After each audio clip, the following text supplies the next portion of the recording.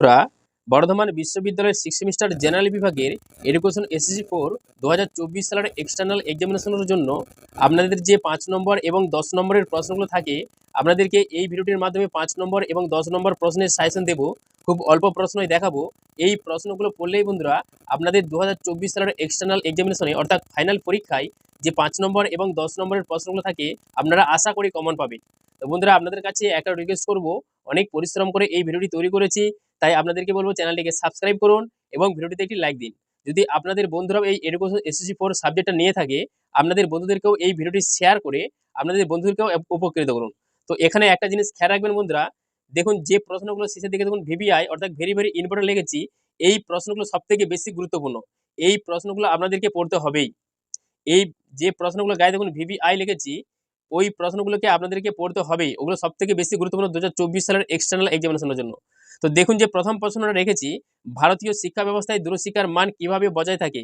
ভারতীয় শিক্ষা ব্যবস্থায় দূরশিক্ষার মান কিভাবে বজায় থাকে? অবশ্যই বন্ধুরা আপনারা এই প্রশ্নগুলি খাতার মধ্যে লিখে অবশ্যই পড়বেন। শিক্ষা ব্যবস্থায় দূরশিক্ষা কেন তাৎপর্যপূর্ণ? শিক্ষা ব্যবস্থায় দূরশিক্ষা কেন তাৎপর্যপূর্ণ? দূরশিক্ষায় স্বশিক্ষায় উপাদান প্রস্তুত করার পদ্ধতি কি? দূরশিক্ষায় স্বশিক্ষায় উপাদান প্রস্তুত করার পদ্ধতি কি? দূরসহ সহায়তা পরিষেবা কি?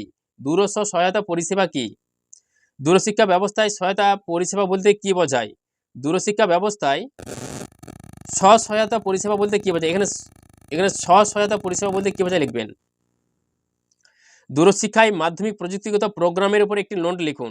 দূরশিক্ষার মাধ্যমিক প্রযুক্তিগত প্রোগ্রামের উপর একটি নোট লিখুন। কিভাবে দূরশিক্ষার মাধ্যমে ভোকেশনাল প্রোগ্রাম প্রদান করা সম্ভব? কিভাবে দূরশিক্ষার মাধ্যমে ভোকেশনাল প্রোগ্রাম প্রদান করা সম্ভব? তো বন্ধুরা যে প্রশ্নগুলো গায়ে দেখুন ভিভিআই লিখেছি, এই প্রশ্নগুলো আপনাদেরকে অবশ্যই পড়তে হবে। দূরশিক্ষার আইসিটির প্রয়োগ বিষয়ে একটি নোট লেখো। দূরশিক্ষার আইসিটির প্রয়োগ বিষয়ে একটি নোট লেখো। ভারতের দূরশিক্ষা বিকাশ সময়ের সাথে সাথে কিভাবে সংগঠিত হয়েছে? ভারতের দূরশিক্ষা বিকাশ সময়ের সাথে সাথে কিভাবে সংগঠিত হয়েছে? দূরশিক্ষায় স্বশিক্ষার উপাদান কিভাবে গুরুত্বপূর্ণ ভূমিকা পালন করে? দূরশিক্ষায় স্বশিক্ষার উপাদান কিভাবে গুরুত্বপূর্ণ ভূমিকা পালন করে? দূরশিক্ষার কাউন্সিলের প্রয়োজনীয়তা সম্পর্কে যা যেন লেখো। দূরশিক্ষার কাউন্সিলের প্রয়োজনীয়তা সম্পর্কে যা যেন লেখো। দূরশিক্ষায় কম্পিউটার ব্যবহারের ক্ষেত্রে কোন উল্লেখযোগ্য বিষয়গুলি বিবেচনা করা হয়? দূরশিক্ষায় কম্পিউটার ব্যবহারের ক্ষেত্রে কোন উল্লেখযোগ্য বিষয়গুলি বিবেচনা করা হয়? তথ্য ও যোগাযোগ প্রযুক্তি বলতে কি বোঝো? দূরশিক্ষার এর প্রয়োগগুলি কি কি? তথ্য ও যোগাযোগ প্রযুক্তি বলতে কি বোঝো? দূরশিক্ষায় এর প্রয়োগগুলি কি কি? দেখুন বন্ধুরা যে প্রশ্নগুলো গায়ে ভিভিআই ভেরি ভেরি ইম্পর্টেন্ট লিখেছি, তাছাড়া দেখুন অতিরিক্ত আরও 4টি প্রশ্ন 5টা প্রশ্ন রেখেছি। এই প্রশ্নগুলো আপনারা একটু পড়ে যাওয়ার চেষ্টা করবেন, অবশ্যই এগুলো পড়বেন। দূরশিক্ষায় পরিচালনায় প্রধান 3 ধরনের সংগঠনগুলি কি কি? দূরশিক্ষা পরিচালনায় প্রধান 3 ধরনের সংগঠনগুলি কি কি? দূরশিক্ষা বলতে কি বোঝো? দূরশিক্ষা বলতে কি বোঝো? দূরশিক্ষার উল্লেখযোগ্য প্রকৃতিগুলি কি কি? দূরশিক্ষা বলতে কি বোঝো? দূরশিক্ষার উল্লেখযোগ্য প্রকৃতিগুলি কি কি?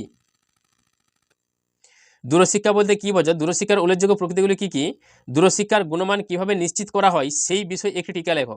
দূরশিক্ষার গুণমান কিভাবে নিশ্চিত করা হয় সেই বিষয়ে একটি টিকা লেখো। তথ্য ও যোগাযোগ প্রযুক্তি দূরশিক্ষার গুণগত মানকে সমৃদ্ধ করে, এই প্রসঙ্গে তোমার মতামত উল্লেখ করো। তথ্য ও যোগাযোগ প্রযুক্তি দূরশিক্ষার গুণগত মানকে সমৃদ্ধ করে, এই প্রসঙ্গে তোমার মতামত উল্লেখ করো।